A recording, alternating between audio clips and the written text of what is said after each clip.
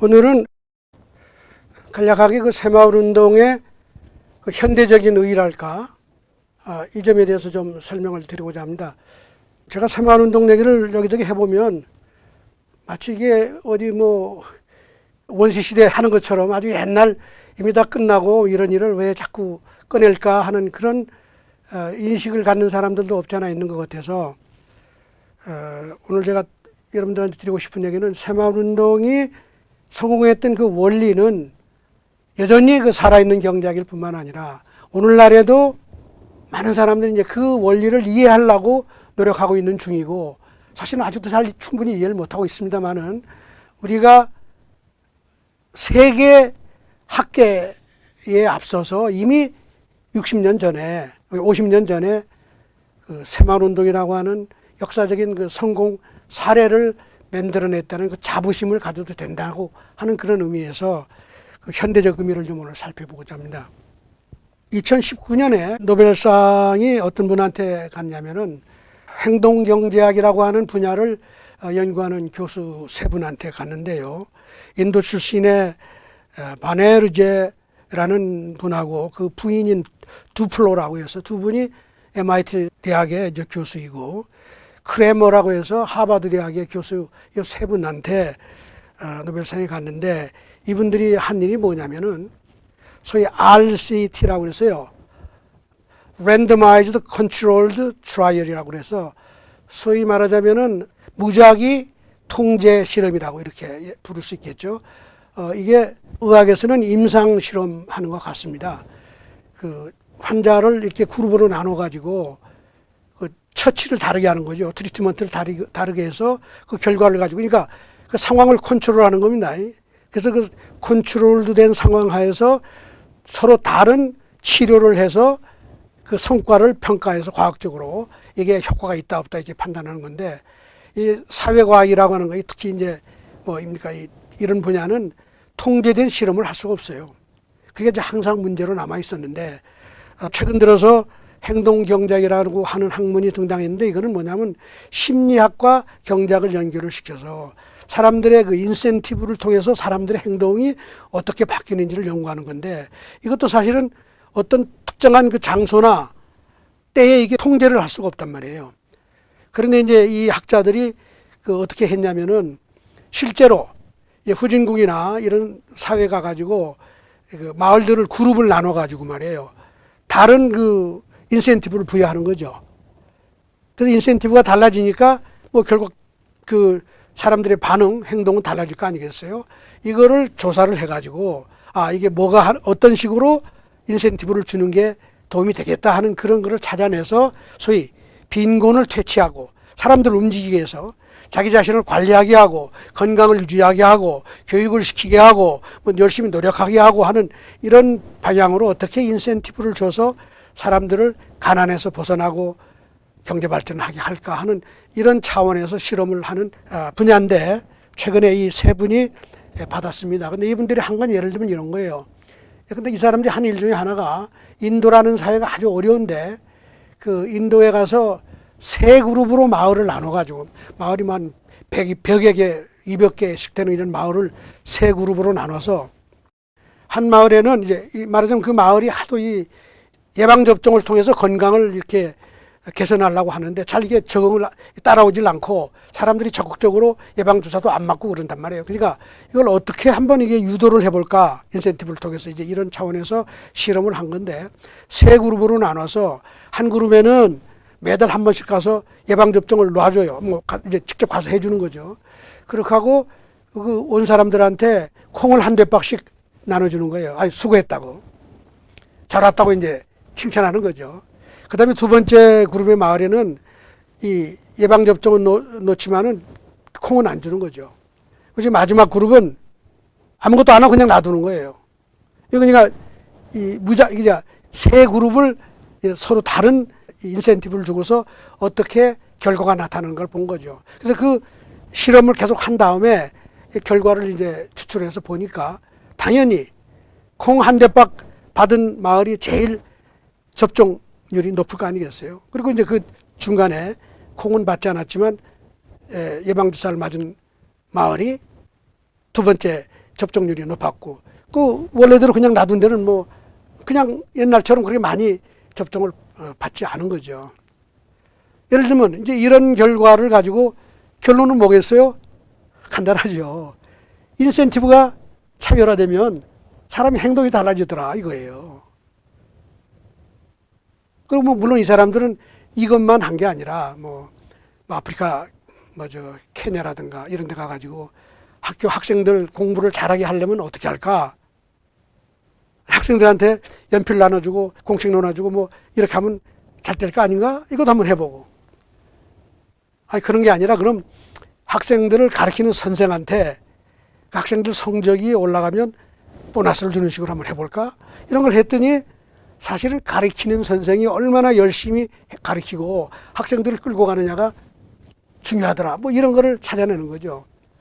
근데 조금 듣기에 조금 뭐 사소해 보이지 않아요?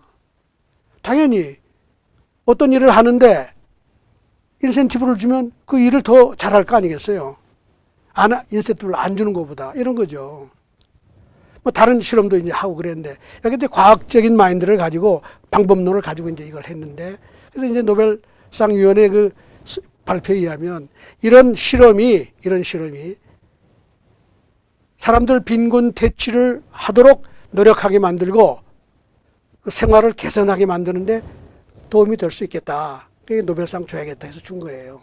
혹시 여러분들 제 강의를 통해서 노벨상 우리 새마을운동에서 조금 아시는 분들은 그 새마을운동 다 한 거 아니에요. 새마을운동 할 때 여러분 똑같이 처음에 지원하고 두 번째 성과를 평가했더니 과반수 이상의 성과를 안 내고 그러니까 성과 안 낸 마을은 그래? 그럼 새마을운동에 참여하지 말어. 그 성과 낸 마을에만 또 지원을 하고 그 다음에도 마찬가지야. 이런 식으로 해서 하다 보니까 그 성과가 없어서 참여하지 않았던 마을, 배제됐던 마을들이 계속해서 자기 힘으로 어려운데도 돈을 내면서 참여해서 새마을운동에 동참을 했단 말이죠. 그럼 그 사람들 더 지원하고 이런 식으로 한 5년 동안 하니까 전국의 마을이 다 자조자립 마을로 올라가고 소득이 빠른 속도로 올라가서 도시의 가구당 소득을 능가했단 말이죠. 이거 다른 거 하나도 없잖아요. 우리나라는 더구나 전 국가를 상대로 전국의 농어촌을 상대로 다 동참시켜서 했으니까 이 규모가 엄청나게 큰 거죠. 요거는 뭐 몇백 명? 아니 뭐 클래스 몇 개? 뭐 이런 거죠. 이건 통제된 실험을 했으니까 물론. 50년 전에 우리는 이렇게 해서 자조정신을 다 일으키고 농촌이 도시보다도 앞서 나가는 그 계기를 만들어내고 온 나라가 동반성장을 하고 말이에요.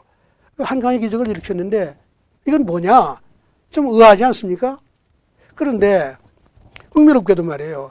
우리나라는 이제 지난 한 20년 가까이를 새마을운동을 많이 팔았어요. 해외에. 이게 이제 우리가 잘한 거라고 이제 가서 가르쳐 준다고. 근데 하는데 지금까지 우리나라처럼 국가가 획기적으로 변화를 만들어낸 나라 케이스 하나도 없단 말이에요. 그래서 마을 한두 개 가서 하다가 마는 거예요. 온 국가가 국민들의 의식이 진취적으로 바뀌고 자기 삶을 개선하기 위해서 너도 나도 열심히 참여하면서 국가가 달라져서 말하자면 기적이 일어나야 될 거 아니에요. 그런 데가 하나도 없다 이거예요. 좀 이상하죠. 근데 학교에서는 지금 이거를 아주 원초적인 수준에서 아주 초보적인 수준에서 지금 실험을 하고 있다 이 말이에요. 그러다 보니까 또 무슨 문제가 있냐. 미국 가서 공부를 한 경제학자들이 그 소위 RCT라고 해요. Randomized Controlled Trial이라고. 이 실험을 가지고 하는 이 연구를 공부하고 박사학위도 받고 이런 사람들이 이제 들어왔어요. 그러고서 이제 우리가 새마을운동을 해외에 전수하는데 그 기법을 거기 가서 쓰자고 이제 하고 있는데 참 이게 안타까운 일이죠. 우리나라 그 유엔 사무총장 할 때 우리나라 분이 말이죠. 그때 그 유엔에서 새마을운동을 한국 사람이 갔으니까 이게 뭐 한국에서 뭔가 도움이 되겠지 그러고 이제 뭘 한 거 아니에요. 새마을운동을 전수한답시고 그런 비슷한 방법으로 새마을운동 했던 그 정신을 살려가지고 아프리카의 가난을 극복하고 뭐 마을을 개선하는 밀레니엄 빌리지라고 하는 큰 프로젝트를 해가지고 농촌개혁운동을 했단 말이에요. 개선운동을. 2005년서부터 2015년까지 10년 동안 했는데 그것도 가서 돈을 엄청 많이 썼어요. 각국에서 돈을 다 도네이션 해가지고 그 돈을 가지고 그 제프리 삭스라고 하는 콜롬비아 대학 교수가 자기가 새마을 운동을 안다고 말해요. 한국에 와서 팍 잡고 그냥 비싼 돈 받고 와서 와가지고 강연도 하고 새마을 운동을 아프리카에 전수한다고. 근데 그 운동이 2018년에 결과가 다 평가되고 나왔는데 아무도 성공했다고 하는 사람이 없어요. 지속 가능하지가 않고 다 그냥 끝나가면 끝나는 거예요. 퍼져나가지도 않고. 이게 뭐냐. 근데 이제 금년에 노벨상을 받은 게 이게 또 이 분야가 나왔단 말이에요. 이 분야가 재밌어요. 행동경제학이라는 게 참 놀라운 게 우리는 50년 전에 새마을운동을 다 했고 그게 80년대 되면서 사실 거의 사라지다시피 그 정신이 이렇게 했지만 경제학계에서는 2002년에 카너먼이라고 하는 교수가 그 심리경제학을 한 사람인데 이 행동경제학의 그 이론을 정립하는데 큰 처음에 기여를 했다고 그래서 그분이 노벨상을 받고 그 다음에 2017년에는 시카고 대학의 리차드 세일러라고 이 사람이 경영대학 교수인데 한 30년 동안 인센티브 경제학을 공부했다고 해서 또 노벨상을 받았고 이게 사실은 박정희 대통령의 새마을운동에 점점 가까이 온 거예요. 그리고 지난해 2019년에는 거의 꽃 같은 일을 아주 소규모로 마을에 가서 실험한 학자들한테 상을 줬단 말이에요. 이걸 아는 사람이라고 하면 새마을운동을 옛날 얘기라고 버릴 수 있나요, 이게? 오늘날 살아있는 빈곤 퇴치 운동, 빈곤 퇴치 정책의 모범 케이스고 이론까지 담고 있는 거예요. 우리나라가 그동안 해외 전수를 한다고 했지만 그렇게 크게 성공하지 못하고 아까 제프리 삭스를 포함한 이 사람들이 유엔의 밀레니엄 빌리지 프로젝트를 10년 넘게 했지만은 별로 성과를 못 낸 이 이유가 어디에 있느냐 이게. 입을 열면 새마을운동을 한다고 그래요. 그 이유가 바로 새마을운동의 인센티브 구조를 몰라서 그런 거죠. 대한민국 학자들이 그걸 안 보고 심지어는 새마을운동은 박정희 대통령이라고 하는 이 권위주의 정부 시절에 강제로 했다는 온갖 이유로 폄하를 해가지고 그 운동을 제대로 연구를 안 하기 때문에 그런 거예요. 여러분들 노벨상 경제학이 경제학에서 노벨상을 준 그 연구가 바로 새마을운동이 중요한 거라고 하는 거를 본의 아니게 뒤늦게 인정을 한 셈이 됐죠. 저는 이번에 이게 정말 중요한 계기라고 봅니다. 대한민국 정부가 최근 들어서 말이죠. 죄송한 얘기입니다만은 특히 80년대 이후에 90년 들어서 민주화지 뭐지 하면서 새마을운동 중앙회에서는 새마을운동이 김대중 대통령 때 했다느니 시대가 바뀌면 그 내용이 달라질 수도 있죠. 최근에는 문재인 대통령이 지난해 새마을운동은 뭐라고 그래요? 평화? 나눔? 이런 식으로 새마을운동 정신을 싹 바꿔가지고 그것도 좋아요. 새로운 시대에 그런 운동을 또 새로운 정신으로 할 수도 있겠죠. 그런데 그럼에도 불구하고 우리가 성공했던 새마을운동의 진짜 성공 원리가 뭔지 이거는 제대로 이해를 하고 그 원리를 살려내서 오늘날에도 새로운 분야의 새마을운동을 적용을 하더라도 그 원리를 써야지만 성공이 가능한데 그런 노력을 별로 안 하고 있어서 안타깝다 이거예요. 그래서 저는 새마을운동은 과거 얘기가 아니고 오늘날 살아있는 얘기고 두고두고 이 원리는 사라질 수가 없다. 이렇게 전 생각을 합니다. 그래서 앞으로 새마을운동을 전수할 때 이걸 항상 염두에 두고 하시는 분들도 박정희 대통령 얘기하기 싫으면 개발연대 한국이 이렇게 했다 그러면 되죠. 그 원리를 얘기하면 되는데 박정희 대통령 싫다고 원리까지 버리고 이렇게 하면 또 안 되는 거 아니에요. 그 소위 행동경제학을 하는 사람들이 발견한 가장 중요한 원리가 이게 사실은 신상필벌의 원리입니다. 신상필벌이 대단히 중요하다. 그리고 인센티브라고 하는 주느냐 마느냐, 잘하면 주고 잘 안 하면 안 주고 하는 이 안경을 끼고 세상을 보면 안 보이던 게 다 보이더라 이거예요. 인간이 보이더라 이거예요. 근데 이런 얘기를 많이 합니다. 그래서 그러니까 그 인센티브 경작이 얼마나 중요한지에 대한 새로운 인식이 좀 많이 이제 높아지고 있는데, 예를 들면 이런 거예요. 이 사람들이 하는 얘기 중에 이런 얘기가 있습니다. 여러분, 올림픽 메달리스트들이 상을 수상하러 상위에 시상대에 올라갔을 때 금메달, 은메달, 동메달이 있잖아요. 근데 이 세 사람 중에 누가 제일 행복하고 누가 제일 불행하냐 하는 그런 질문을 던지고 이 사람들이 이제 풀어낸 이 숙제를, 이 수수께끼를 풀어낸 그 얘기가 이런 겁니다. 제일 행복한 사람이 누구냐? 이 동메달리스트란 말이에요. 동메달리스트가 제일 행복하고 제일 불행한 사람은 누구냐? 은메달리스트. 그 이치가 왜 그러냐 이런 겁니다. 그 말이 참 재밌어요. 그 메달리스트는 1등 하려고 가가지고 1등 했죠. 뭐 신나죠. 근데 동메달리스트가 왜 제일 행복하냐? 그 사람이 메달을 기대하고 안 간 사람일 가능성이 많다는 거죠. 올림픽에 나가지만 내가 은메달, 메달을 딸 수 있을까? 근데 덜컥 동메달이라고 땄잖아요. 그러니까 이게 놀라운 거죠. 근데 금메달은 내가 딴다고 생각하고 한 사람이죠. 그러니까 그 기쁨의 정도가 낮다. 그럼 은메달리스트는 뭐냐? 은메달리스트야말로 진짜 금메달을 목표로 하고 간 사람 아니에요. 이게 실패한 거죠.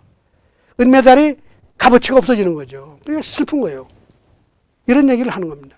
그러니까 은메달리스트가 내가 뭘 기대를 하고 하는데 그걸 안 주니까 제일 불행한 거예요. 이게 제일 사람을 가슴을 치게 만든다는 겁니다. 이거를 걸어서 이 사람들이 영어로 표현하면요, 이걸 로스 프레임이래. 로스. 주겠다고 그래서 빼버리면 그 박탈감이 엄청나게 높아서 그 사람 분기탱천하게 만든다 이런 얘기예요. 분기탱천하게 만든다. 물론 잘하는 사람한테 주면 그건 또 인센티브로서 작동을 하죠. 아까 뭐 모든 실험이 그걸 했다고 그랬잖아요. 뭐 노벨상 실험이다 그런 거죠. 이걸 잘 놓고 보면 말이에요. 새마을운동 할 때 그 원리가, 물론 원리는 이제 다 아는 얘기입니다만은 그 배경을 잘 보면 이런 흥미로워요. 박정희 대통령이 5.16 이후에 했던 모든 농촌 국가개혁 운동에서 했던 거나 그 이전에 제1공화국 때 이승만 대통령 치하에서 또 농촌개혁을 위해서 많이 했단 말이에요. 농촌 여러 사회치 운동이니 뭐 여러 농촌 운동을 했단 말이에요. 근데 이런 그 운동을 할 때 기본 개념 속에는 절대 잘하는 사람과 성공하고 노력해서 성과를 내는 사람과 그렇지 않은 사람을 나누고 차별하는 개념이 하나도 없었다. 그러니까 매년 때가 되면 잘한 마을이나 못한 마을 꼭 같이 지원하는 거예요. 그래서 사람들은 정부가 또 와서 이렇게 교육시키고 또 이렇게 하겠지. 뭐 그러고 그냥 세월이 가는 거예요. 이 박정희 대통령 시절에도 처음에 그랬단 말이에요. 그러면서 이제 대통령이 깨달은 거예요. 제가 대통령 철학에 대해서 이제 말씀을 드릴 때 이미 드렸습니다만은 이분이 머릿속에 아주 분명한 거는 성과가 중요하단 말이에요. 나라를 일으키려면. 그리고 잘 살려면. 그럼 성과 있는 사람이 대접받아야 될 거 아니냐. 이게 아주 꽉 머릿속에 들어가 있는 사람이, 자조하는 사람이 대접받아야 된다. 그러니까 새마을운동의 정신이 뭐예요? 근면, 자조협동 아니에요. 그러니까 이분이 새마을운동을 이제 하면서 첫 해에 그냥 지원했지만 두 번째 해에 딱 차별을 할 때 어떻게 하는지. 내무부에서 말이에요. 통첩을 내려보냈잖아요. 갑자기 그 전에 참여하지 않은 사람들은 다 빼버리겠다 이렇게 하니까 이게 뭐예요? 이게 바로 은메달리스트와 같은 거예요. 모든 마을이 잘하나 못하나 다 내년엔 정부에서 뭐가 나오겠지 그랬는데 다 기대했잖아요. 줄 거라고. 그런데 은메달리스트 박탈당했잖아요. 금메달을 못 받았잖아요. 마찬가지야. 그래 이 지원을 받지 못한 마을이 다 분기탱천을 해서 야 이거 그냥 있을 수 있냐? 그냥 있을 수 있냐? 이렇게 된 거죠. 물론 첫 해 잘했던 마을 다시 지원받은 마을은 그 마을도 신나서 간 거죠. 금메달리스트니까. 근데 이제 은메달리스트가 분기탱천에서 뭘 했냐. 남을 따라 배우기 시작한 거예요. 다른 방법이 뭐가 있냐 이거예요. 그 당시에 대한민국 여러 가지 상황으로 보면 제일 먼저 무슨 얘기들, 우리 마을이 저 마을하고 보다 대단히 못한 것도 없는데 비슷비슷한데 조금 차이가 있었겠죠. 근데 왜 우리를 배제시키냐 이거예요. 그럼 통상적으로 생각하면 야, 이 백을 찾을 거 아니에요. 야, 우리도 좀 어떻게 좀 받아서 또 해야지. 근데 그게 됩니까? 대통령이 딱 엄명으로 정권을 내주는 한이 있어도 안 된다고 그랬으니 어느 도지사가 그걸 하겠습니까? 도지사가 나서서 안 된다고 그럴 거 아니에요. 기분 나쁘지만 잘하는 말 따라 배워야 될 거 아니에요. 이게 여러분 끝없이 같은 일이 되풀이 되면서 농촌이 다 달라지기 시작한 거죠. 그러니까 새마을운동의 그 과정을 잘 보시면 행동경제학이나 인센티브 경제학에서 얘기하는 이 모든 진수가 그 정책 그대로 들어가 있단 말이에요. 50년 전에. 물론 그 이후에 연구한 사람들은 세 사람 이상 더 노벨상까지 받았지만 이미 대한민국 국민이 한 거 아니에요. 대한민국 정부가 한 것이 우리가 한 거 아닙니까? 그러면 이거를 가지고 와서 그대로 외국 가서 가르칠 때 이걸 가르쳐 줘야 돼요. 이렇게 해서 이게 잠자는 국민의 의식, 무슨 의식이에요? 자본주의 의식. 나쁘게 해서 요즘 자본주의 다 싫어한다고 그러니까 대한민국에서. 잘 살고자 하는 의식. 내가 어떻게 해야지 잘 살지? 이걸 깨닫게 만드는 그 awakening, 깨우는 원리가 여기에 있다는 것을 해외에 가서 얘기를 하고 후진국 가서 할 때 이거를 심어라. 이 정책을 하라고 얘기를 해야 되는데 불행하게도 한 사람도 그렇게 하는 사람이 없다 이 말이에요. 지금까지. 그러니 이게 어떻게 현대적인 이론을 담은 새마을운동이 살아나고 외국에 가서 기여를 하고 새로운 기적을 일으킬 수가 있겠느냐. 안타깝다 이거죠.